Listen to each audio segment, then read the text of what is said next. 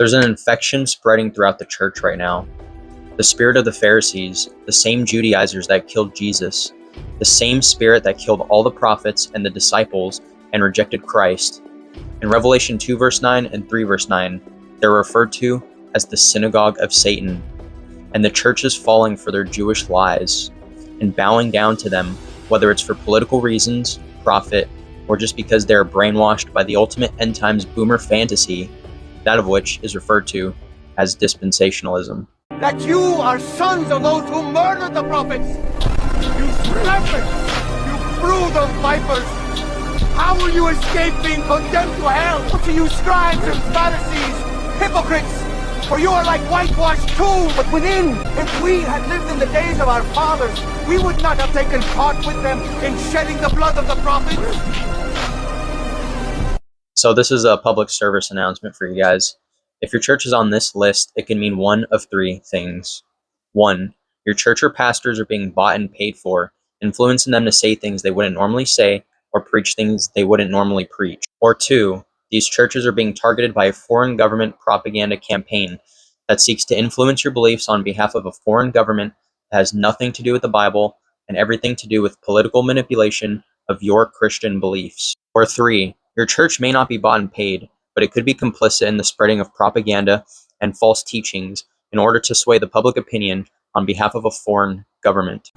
So today I found out that the church that I go to signed a deal with the nation of Israel, along with thousands of other churches in the US, to allow geofencing to track its congregation's user data and target propaganda.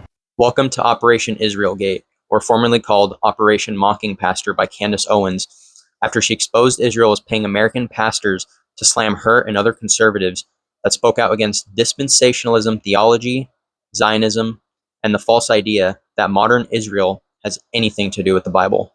A partnership between Israel's Ministry of Foreign Affairs and the Friends of Zion Museum led to the unprecedented visit. It's the first time in history the State of Israel has officially partnered with 1,000 strategic pastors to commission them as ambassadors to combat anti-Semitism and reach the youth of their generation. Dr. Mike Evans says Israel's fight is not just on the battlefield. Right now there's an ideological war that Israel's losing. So they need the evangelicals, they need the Zionists to fight an ideological war. One of the goals of this gathering is to strengthen Christian support during a time of growing global anti-Semitism. They say the pulpit must speak louder than the propaganda.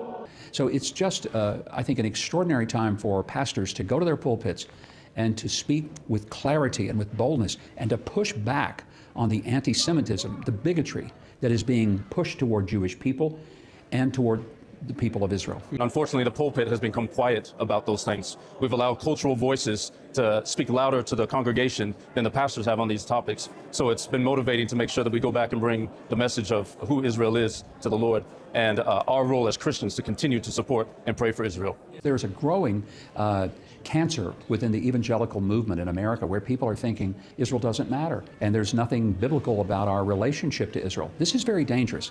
Ambassador Huckabee, a former pastor, sees a rising danger in the church. Because this idea that God will break his covenant, or he has broken his covenant with the Jewish people, it borders on blasphemy. Because if God will break his covenant with the Jewish people, what on earth makes me think as a Christian that he will keep his covenant with me? So contrary to what Candace Owens is saying, who's spending her time trying to tear down the legacy of Charlie Kirk, fighting against Erica Kirk, his wife, I mean, you have to be cruel and demonic to insinuate the things that she has insinuated over the past several weeks. She's evil. I didn't say $150 million was offered because I don't know the exact amount Bibi offered him. I said $150 million, I was told, Bibi gave for Operation Mocking Pastor. Remember when all the pastors one weekend got up on stage and were like, Tucker Carlson and Candace Owens? That is what I was told, that was $150 million went into that. But I definitively made the statement that Bibi Netanyahu offered Charlie Kirk a boatload of money and he rejected it. Project Esther is another name for it, and all these things fall under the same umbrella of IsraelGate's agenda to buy, brainwash, and deceive Christians around the world to rally support for a genocidal, satanic government. Taking $7,000 per post. I know I've seen that happen a lot with you, Emily, and you were also at that meeting with influencers. So what's the reality of the situation? I'll speak on behalf of myself and honestly on behalf of the government a little bit here, the Israeli government. They target influencers who agree with the cause and then recruit us for meetings like what you saw with Bibi for messaging. With that being said, I can safely say the government's not funding any influencer. With all due respect, I don't think it's completely accurate to say that influencers aren't getting paid, because let me tell you, by the government, they offer that money to me, and I sent you that exact email, let me pull it up.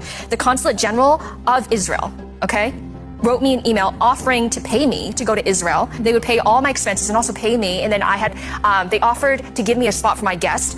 I shot that down. I declined because it didn't sit right with me. This is about a year ago, okay? If tomorrow I got bankrolled by Israel, I am already pro-Israel. Why can't I be paid for that? Are you registered as a foreign agent under FARA? No, but they're paying me for service. I work there. You should be registering under FARA. The crazy thing is that Israel pays people for social media posts. Really? I read that. Let's put that in perplexity. Is that true? Yes. Now, Israel has paid social media influencers to post content promoting its image, particularly in the United States, with reports indicating payments of up to $7,000 per post. This campaign, known as the Esther Project, is managed by a firm called Bridges Partners LLC, which works on behalf of the Israel Ministry of Foreign Affairs. The program is disclosed under the U.S. Foreign Agents Registration Act, meaning that these payments are legally reported and require influencers to disclose that their content is funded by a foreign government. That's crazy. Well, I just don't see how we're supporting this country after the genocide. So let's dig into Operation IsraelGate. According to this registration statement by the U.S. Department of Justice and Israel's Foreign Minister of Affairs, Israel is hiring a San Diego-based firm called Show Faith by Works LLC to target American Christians with Zionist propaganda. So let's take a look at this multi-million-dollar scheme as revealed in their recent public filings. Broadly speaking, the plan is to engage in grassroots and digital targeting of Christians in the western United States, inundating them with pro-Israel messaging and Hasbara. Their problem, as laid out at the beginning of their slide deck, is that Israel's approval rating among American evangelical Christians is low, and they want to change that. One of their main goals is to increase positive associations with the nation of Israel among American Christians, while linking the Palestinian population with extremist factions.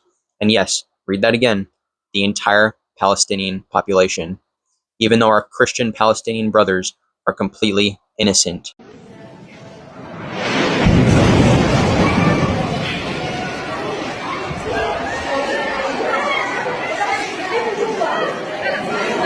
The church is one of the most ancient churches in the world, and we were just attacked yesterday without any warning.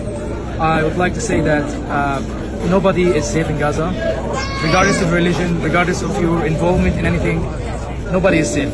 The Christian community here, we just want to live in peace. We're 400 people taking shelter in this church, and we didn't expect that anything would harm us, anything would happen to us, because we thought that we're only one community taking shelter here, but apparently we were targeted. I would like to say that if anyone in the world is saying any bullshit about not targeting the church, they are just lying. Or they're not just lying, they're saying nonsense, because it doesn't need any word to speak. The pictures can speak. They just hit the building inside the church. They say they will use biblical arguments to highlight the importance of Israel and the Jewish people to Christians, and they also want to paint Palestinians as supporters of terrorism and counter new and evolving pro-Palestinian messaging as the global narrative shifts. They specifically plan to hire regional teams to target densely populated Christian communities throughout California, Arizona, Nevada, and Colorado. They plan to establish podcasts hosted by prominent Christian leaders and sponsor pro-Israel messages on Christian podcasts. Beyond that, they want to recruit a variety of pastors who can target different types of churches and Christian groups with tailored pro-Israeli, anti-Palestinian messages, targeting anyone from youth pastors to high school groups to black churches to Catholics and to Spanish-speaking congregations. Basically, what they're trying to get these pastors and these churches to do is to challenge the belief of a two-state solution, paint Palestinians as terrorists, even though many of them are Christians, and to support the ethnic cleansing of the entire Palestinian population. And another one of their schemes is literally paid trips to Israel for propaganda campaign tours. Family Room will be having an information meeting for those interested in going to the Israel trip we'll be hosting next year. Say to us today through his word. John chapter 5, if you got your Bibles, there's this pool in the northeast corner of the old city called the Pool of Bethesda. And by the way, we will take a trip to Israel. Much like the most recent one the Jerusalem Pastors Conference. This is our final day. We're here on the Mount of Olives. The worship's going on in the background. We're overlooking the city. What God has done in this place in 1 week. I mean, I'm speechless. America is a Christian nation, and as Christians, we have a duty to support Israel at all costs. We are here to answer a call. Our faith requires action when darkness rises. We will preach against anti-Semitism from our pulpits. We will confront it in our pews and in our politics. And we will teach our children to love you.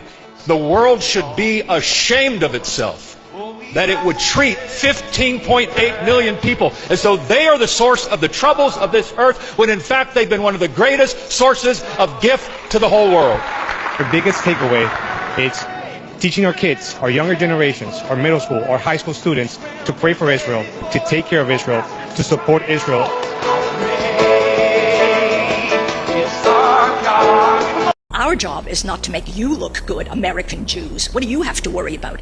Your job is to make us look good. You have got to serve 2 or 3 years in the army of words. We also create content for non-Jewish influencers and initiate. You know, they say genocide, we explain why it's not a genocide. They say apartheid, we explain why it's not, right? You have to brainwash all the time. You have to say, to explain it, because this is the only way to continue Zionism. I offered Hamas is ISIS, and I offered why. That worked. It even got to Biden's speech. When you think about it, the masters of the universe are Jews. You know, we've got Altman and AI, we got Zuckerberg, we got Sergey Brin. It's us. And we have to figure out a way to win the digital battle. This is political manipulation of the church on a mass scale to support a group and a people that reject and hate Christ. They also want to recruit and hire Christian staff working as foreign agents for Israel. Their vision is to have staff doing table events on Christian campuses where they distribute pro-Israel propaganda and merch. And on top of all that, they're launching the largest Christian church geofencing and digital campaign ever. What geofencing basically is like they place a digital fence around real-world locations like churches and colleges. And when you walk inside these geofenced areas with your phone is tagged, and you're now tracked by the Israeli government. And now your phone's going to be targeted for ads, videos, and propaganda content, all by the Israeli government. Every good thing we know, all the things we love about the Bible, they were given to us of the Jewish nation. Israel, their people, the Jews, are better than all of us. They're better than all of us. And you need to accept that. A lot of people hate Israel, the Arab countries, and they want to drive them into the sea. But we know what? That God will not cast away his people. When Jesus said salvation is of the Jews, he was right. This is where, with the kids, where we start our indoctrination. I know that's a strong word to use, indoctrination, that it gets such a bad reputation. But that's where it starts. That's where it started with me when I was a child, that I was taught about the support that the church owes to Israel. So if your church and your pastors start unexpectedly talking about Israel and how we got to support Israel and constantly bashing Islam. The world, they believe, is not fallen in the Christian sense, but it's a place of testing. And talking about the conflict in Palestine and how it isn't a genocide. Saying the genocide is happening in Gaza. No. Even the UNICEF is now coming off. Some other places are now saying that genocide isn't really happening there. You know that your church has officially sold out. Not just sold out, but they're heretics for teaching dispensationalism theology. Now, I'll be making a video later completely debunking dispensationalism theology, but just so you kind of understand the gist of what it is, dispensationalism is a false theology that links modern Israel to the Old Testament Israel in the Bible and believes that God will bless those that bless Israel when that's not even a real verse in the Bible. You see, Israel was once upon a time important because that's where God's people lived. But after the Jews rejected Christ to go worship other gods and sacrifice their children, God destroyed Israel and dispersed the Jews amongst the nations after making a new covenant with the Gentiles, saying those who believe in Jesus are the new chosen people, with Jesus Christ himself declared the new Israel. So that's it for the video, guys. If you guys have any clips or know any churches that also teach heresy like dispensationalism, or have recently come out and started talking about how we have to support Israel and, oh, we're going to take trips to Israel. If you know any churches like this or have any information, please message me in the comments, get in contact with me. I will be exposing all these heretical churches because nobody else is going to do it. And it's just evil. It's satanic. So thank you guys for watching. Stay tuned for more videos. God bless you all. And screw Israel.